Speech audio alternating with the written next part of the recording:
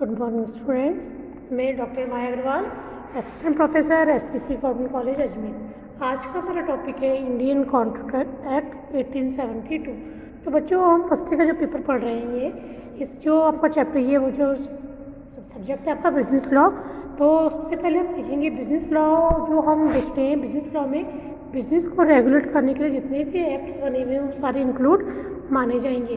तो इस business law के अंदर हम सबसे पहले देखेंगे Indian contract act, sales and goods act, partnership act and इस तरह के जो MRTP एक्ट, जो व्यवसाय को नियमित करने के लिए नियंत्रित करने के लिए जो एक्ट बनाए गए हैं, सभी के बारे में चर्चा इस विषय के अंतर्गत हम अध्ययन करेंगे। तो आज हम जो फर्स्ट हमारा जो एक्ट पढ़ रहे हैं बिजनेस लॉ के अंतर्गत, वो है इंडियन कॉन्ट्रैक्ट एक्ट 1872। तो बच्चों, सबसे पहले मैं आपसे कहना चाहूँगी, जो आपकी बिजनेस लॉ की बुक है ये मार्केट में अवेलेबल है। आप इंग्लिश मीडियम में भी ले सकते हैं, हिंदी मीडियम में भी आपको अवेलेबल हो जाएगी। इसी के साथ आपको writer GS Sudha and doctor RL Naulakha दोनों ही मार्केट में मिल जाएंगे। आप जो चाहे बुक दोनों में से लेके पढ़ सकते हैं। तो सबसे पहले आपसे रिक्वेस्ट है कि आप सभी बुक्स खरीद लें और इसी के साथ में सिलेबस भी ले लें जो नया 2020 का है। सिलेबस के अकॉर्डिंग हमें अपनी स्टडी करनी है। तो आज मैं आपको बिजनेस लॉ पेपर आपका शुरू करवाने जा रही हूँ। तो इसमें हम सबसे पहले जो हमारा टॉपिक है वो देखेंगे इंडियन कॉन्ट्रैक्ट एक्ट 1872, मतलब भारतीय अनुबंध अधिनियम 1872। तो सबसे पहले अगर हम देखें तो भारतीय अनुबंध अधिनियम 1872 जो हमारे भारतवर्ष में लागू हुआ था सबसे पहले 1 सितंबर 1872 से, मतलब सितंबर 1872 से ये अधिनियम पूरे भारतवर्ष में लागू है, केवल जम्मू और कश्मीर को छोड़कर। में जम्मू और कश्मीर में ये अधिनियम लागू नहीं माना जाता है, लेकिन समय समय पर इस अधिनियम में परिवर्तन होते गए।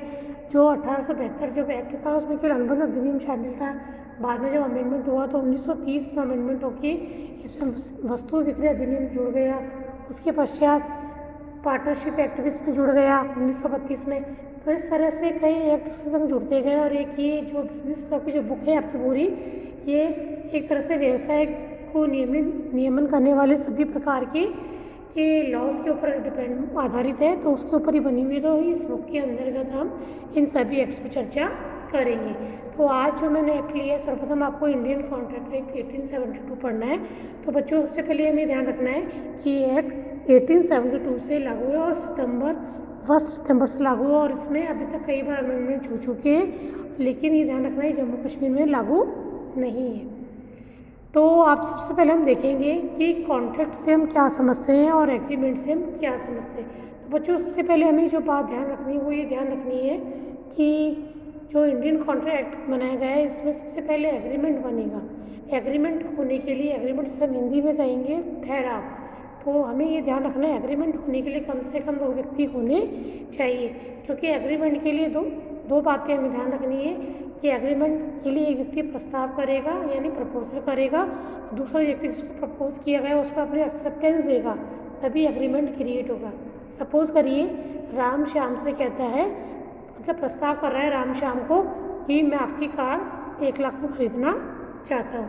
सपोज करिए फिर श्याम उसके ऊपर अपनी स्वीकृति दे देता है, ठीक है मैं आपको अपनी कार बेचने को तैयार हूँ। तो ये क्या माना जाएगा कि श्याम ने अपनी स्वीकृति उस प्रस्ताव पर दे दी है। तो एग्रीमेंट कैसे बनेगा बच्चों? एग्रीमेंट प्रपोजल प्लस एक्सेप्टेंस, यानी एक व्यक्ति प्रस्ताव करेगा और दूसरा व्यक्ति अगर उसके ऊपर अपनी सहमति दे देगा कार्य करने के लिए तो एग्रीमेंट बन जाएगा। तो अगर हम देखें तो हमारी जो सेक्शन है 2E वो एग्रीमेंट पर लागू होती है, जो क्या कहती है, प्रत्येक वचन तथा प्रत्येक वचनों का समूह जिसमें वचन एक दूसरे के प्रतिबल होते हैं ठहराव कहलाते हैं। Means every promises and every set of promises which is considered from each other called agreement. तो इसमें सेक्शन 2E लागू होता है। हमें ध्यान रखनी है बच्चों कि जब हम एग्री कॉन्ट्रैक्ट पढ़ रहे हैं तो हमें सेक्शंस का खास तौर पर ध्यान रखना है, क्योंकि लॉ में हर चीज़ सेक्शन वाइज चलती है, धाराएं हमें ध्यान में रखनी है। तो एग्रीमेंट का सेक्शन आपकी 2E। तो प्रस्ताव पर जैसे ही सहमति मिल जाएगी तो वो एग्रीमेंट बन जाएगा, यानी 2 व्यक्तियों के बीच में एग्रीमेंट हो गया कि वह कार खरीदना चाहता है, दूसरा उसको बेचने के लिए तैयार है। तो ये हमारा क्या बन गया बच्चों? एग्रीमेंट बन गया। अब सेकंड बात हमारी आती है एग्रीमेंट से कॉन्ट्रैक्ट की।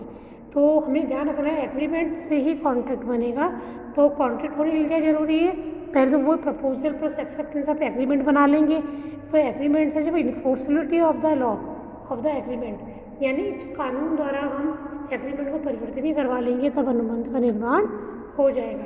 तो बेसिकली हमें दो बातें बहुत ध्यान रखनी है कि सबसे पहले एग्रीमेंट क्रिएट होगा, प्रपोजल प्लस एक्सेप्टेंस से एग्रीमेंट बन जाएगा, और जब then we can change by enforceable by law then create contract. तो कॉन्ट्रैक्ट सेक्शन है बच्चों 2H, ठीक है। तो आपको कंफ्यूज नहीं होना है, एग्रीमेंट में सेक्शन 2E और कॉन्ट्रैक्ट की जो डेफिनेशन दी गई है 2H के अकॉर्डिंग दी गई है।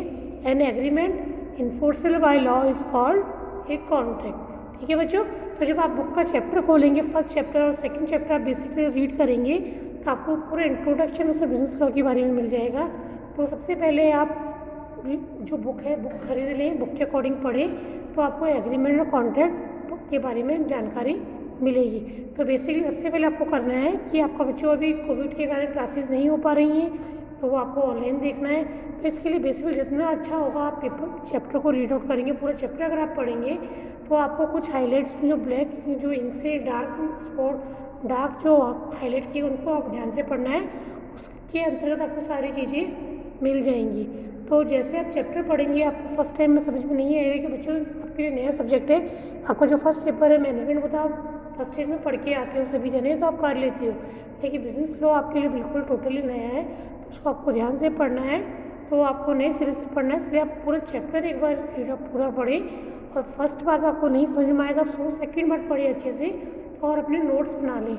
नोट्स के अकॉर्डिंग आप पढ़ने की आदत डालें, क्योंकि इस सीन में हम आपस में बच्चों इंटरेक्ट नहीं कर पा रहे हैं, तो आपको वीडियो के माध्यम से हम समझाने का प्रयास कर सकते हैं। तो कोशिश हमारी रहती है कि हम बच्चों को अच्छे से समझा पाएँ।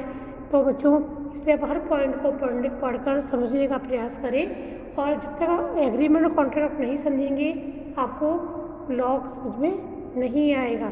तो बेसिकली हमें ये ध्यान रखना है, प्रपोजल पर जैसे ही एक्सेप्टेंस मिल जाती है एग्रीमेंट बन जाता है, और जब एग्रीमेंट को हम इन्फोर्सेबल बाय लॉ कर लेते हैं, जब लागू होता है, तो कॉन्ट्रैक्ट का निर्माण होता है।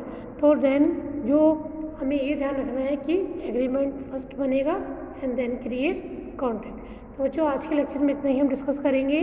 तो आप सबसे रिक्वेस्ट है, आप सभी जो आपकी इंडियन कॉन्ट्रैक्ट जो है आपको बेसिकली पढ़ें, समझें और अपने नोट्स बना कर अपनी प्रिपरेशन करें, क्योंकि जब तक आप खुद नहीं पढ़ेंगे, पूरी सेल्फ स्टडी नहीं करेंगे, पूरा चैप्टर आप नहीं करेंगे, आपको समझ में नहीं आएगा। तो जब आप चैप्टर पढ़ लेंगे तो आपको कॉन्ट्रैक्ट और एग्रीमेंट जो है समझ में आ जाएगा। तो बच्चों आज के लेक्चर में इतना ही है, बाकी का हम आगे के क्लास में डिस्कस करेंगे। तो आप सभी से आशा करती हूँ कि जो आपको बताया गया है उसको आप समझेंगे और पढ़ने का प्रयास करेंगे।